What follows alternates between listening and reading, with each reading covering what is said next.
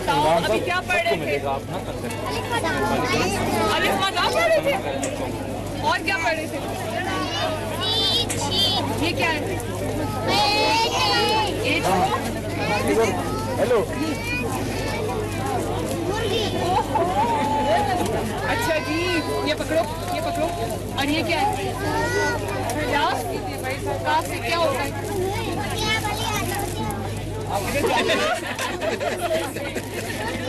इस वाले काफ से क्या होता है? वो क्या कहते हैं वो जो कैंची? बताओ बताओ। कैंची, गुड। आप बताओ ये क्या है? छोटी है बड़ी है? छोटी है बड़ी है? छोटी है बड़ी है।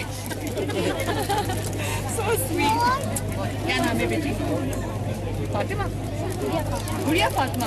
आपको एक बात बताऊं, मेरा नाम क्या है आपको पता है? क्या नाम है?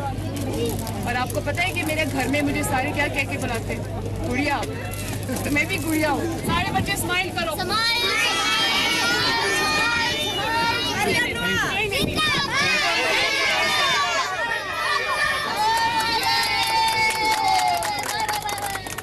सब बच्चे इतनी देर यहाँ पे अच्छे से पढ़ना है, ठीक है? मिफ्ता साहब, आप देख रहे हैं आपकी साबका लीडर अवाम में घुल मिल गई हैं। ये सिस्टम जिसको राजा साहब कह रहे हैं सैलाब की सूरत में अजाब बन के आया है, वो सिस्टम के खिलाफ आप लोग प्रेस टॉक्स करते फिरते हैं। वो सिस्टम तो भाई इंटरनेशनली भी प्यूटन के साथ शहबाज साहब वॉक कर रहे हैं, साथ प्यूटन है, साथ वो मिस्टर शी पंग जो है चाइना के जो हैं वो हैं, साथ जो है वो नॉर्थ कोरिया का भी है माइटी मिलियन गाय जो है। यहाँ मरियम नवाज साहिबा अवाम में इतनी पॉपुलर हो रही हैं, लोग कहा करते थे अवाम में निकल ही नहीं सकेंगे, मैंडेट 2 नंबर है। ये क्या हो रहा है मेरे भाई? शुक्रिया कामरान भाई, अस्सलाम वालेकुम।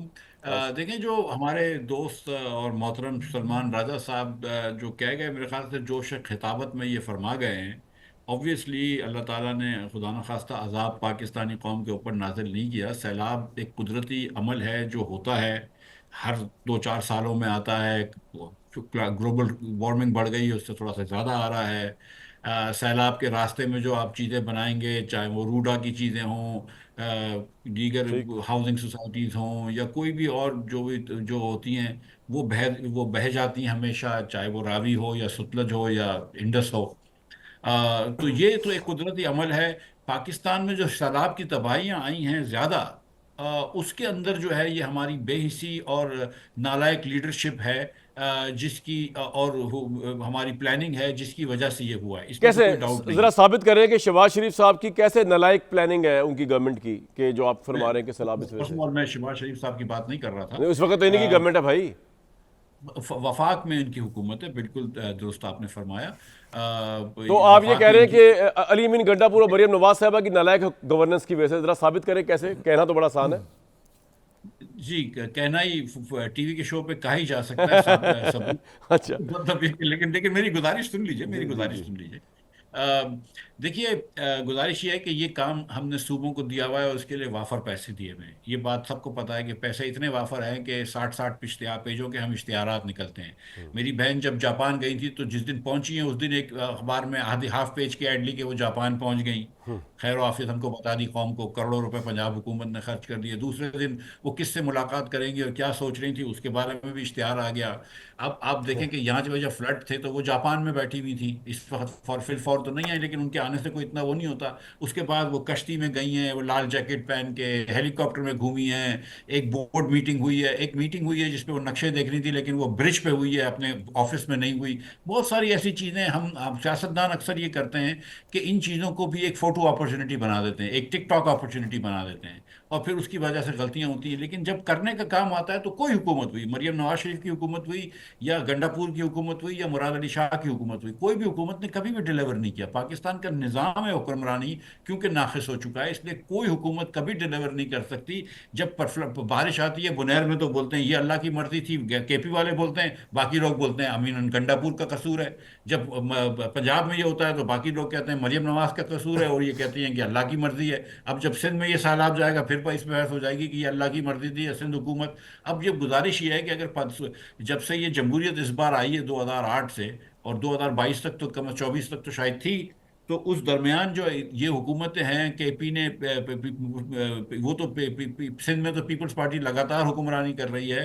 पंजाब में सिवाय बुजदार के नून फैमिली के ही लोग चीफ मिनिस्टर रहे हैं, और शरीफ फैमिली के लोग चीफ मिनिस्टर हैं, और वहां पे लेकिन मिफ्ता साहब, मेरा बुनियादी सवाल ये था कि ये सिस्टम जिसको आप लोग धांधली ज़दा भी कहते हैं, 2 नंबर भी कहते हैं, 4 नंबर भी आप कहते नहीं हैं, कहते, कानूनी तौर पे भी आप कह रहे हैं कि आप नहीं कहते। नहीं, मैं तो भाई न्यूट्रल हूं इस वक्त। मैंने भी मैं भी कहने लग गया तो फिर तो मैं भी न्यूट्रल हूँ। अच्छा, आप मैं भी न्यूट्रल न्यूट्रल हैं। हूँ। आप नहीं देखें, कहते देखें, अच्छा, नहीं नहीं, मैं आपको गुजारिश करता हूँ मेरी, देखिए मैं भी न्यूट्रल हूँ, ये बात मैं कहता हूँ, और ये बात मुस्तफ़ा भी कहते हैं। मुस्तफ़ा के पास तो वो फॉर्म पड़े हुए हैं 45, जिसमें मुस्तफ़ा साहब हारे हुए थे। मुस्तफ़ा नवाज का बड़ापन ये है कि उसने कहा मैं हार गया, लेकिन मुस्तफ़ा का फिर जो सियासी वो था कि इसका कद इतना बड़ा है कि उसने कहा मैं हार गया, लेकिन देखो जिसको आपने जिताया वो जीता नहीं था। ये मुस्तफ़ा का बड़ापन था। मेरी नज़र में तो मेरे भाई की इज्जत बहुत बढ़ गई बनिस्बत इसके कि अगर ये 47 पे जीत के आता। तो ये बात यहाँ पे है कि ये हमको पता है कि ये 47 पे जीता, लेकिन हमारी कौम है ना, ये पाकिस्तान हमारा मुल्क है।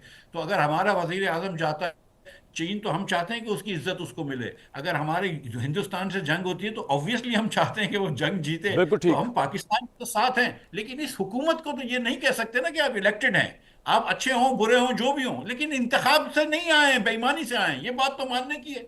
अच्छा राणा साहब, मुस्तफा भाई मैं आपके पास आता हूँ जरा, लेकिन बात अब ऐसी होगी कि राणा साहब वो कैसे फील होता है जब नेशनल चैनल पे आपको बेईमान 2 नंबर बेईमान नहीं कह रहा हूं, इलेक्शन से मैं कि जिस तरह आए वो कह रहा हूँ। अच्छा बेईमान, ओ सर एक बंदा 10 रुपए की बेईमानी करे अपना चीनी के उसके अंदर, उसको तो हम बेईमान कहते हैं गरीब आदमी को। अब राणा एहसान अफजल साहब खान जो है, क्योंकि वो टाई लगा के अमीर आदमी है, उनको बेईमान तो बेईमान ही होता है, उस पर आप कायम रहे सर। अगर बेईमान मुझे तरीके एक क्लैरिफाई करना दे कमरान भाई, ये हाँ बात जी, करने दे मुझे। हाँ जी बताएं। कमरान भाई एक बात करने दे। राणा भाई मेरे भाई हैं, छोटे भाई हैं, वो आएंगे एक मिनट में।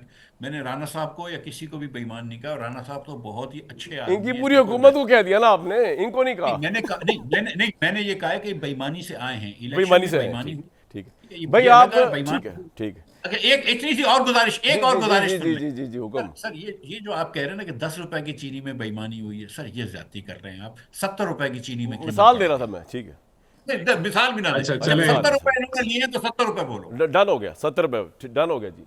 यहाँ पे करोड़ों का मैंडेट आप कह रहे हैं, जो जिन्होंने बेईमानी की है, ये जो पॉलिटिशियंस बैठे हैं हुकूमत के अंदर, उनको बेईमान ना कहें, और जो बेचारे 70 रुपए की है उसको बेईमान कहें। बहरहाल चले, कोई बात नहीं।